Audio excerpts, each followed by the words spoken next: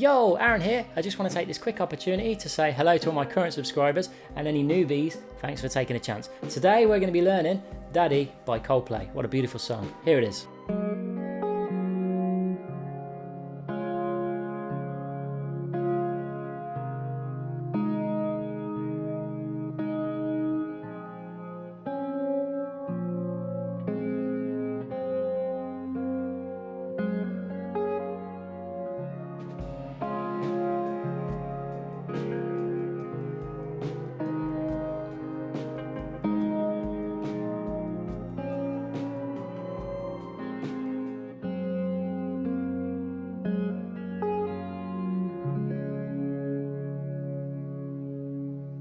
First thing we're going to do is take a capo and whack it on the first fret. So from here on out in this tutorial, the frets will be arranged relative to the capo. So 1, 2, 3, 4, etc, etc.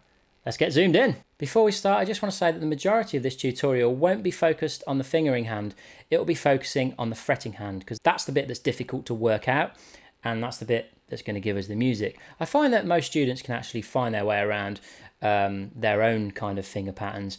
I will say though that you're not going to get away with just 2 fingers. You will have to use at least 3. So the first thing you're going to do is you're going to take the 3rd finger of the fretting hand and you're going to place it on the 3rd fret of the D string, which is this note here.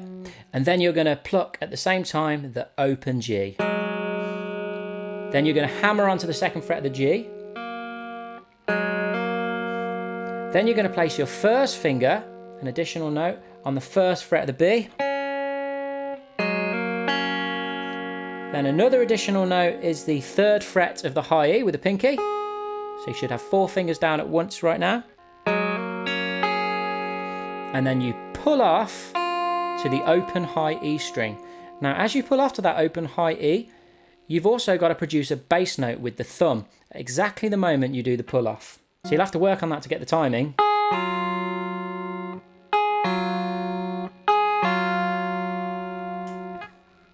After that, you're going to do a C major chord.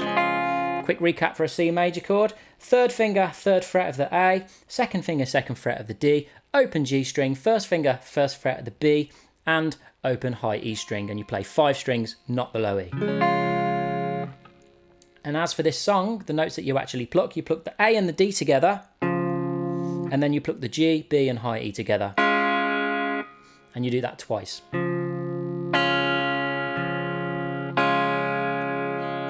Our next chord is a G with a B in the bass. So we've got the 2nd finger on the 2nd fret of the A string, and we've got the pinky on the 3rd fret of the B,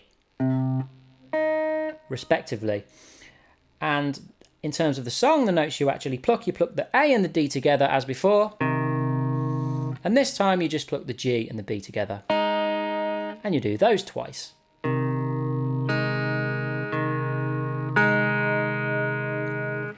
Your next chord is an A minor 9 chord. And the way we play that, we play an open A string. We put our 2nd finger on the 2nd of the D string. We put our pinky on the 4th of the G and our 1st finger on the 1st of the B string.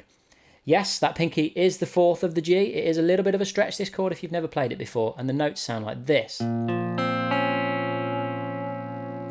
in terms of what we actually pluck in the song, we pluck the A and the D together. Then we release the pinky and the 1st finger and pluck the G and the B together, the open G and B. So that should sound like this.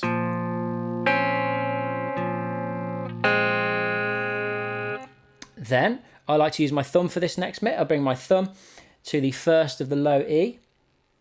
And then at the same time I pluck the open G and the open B.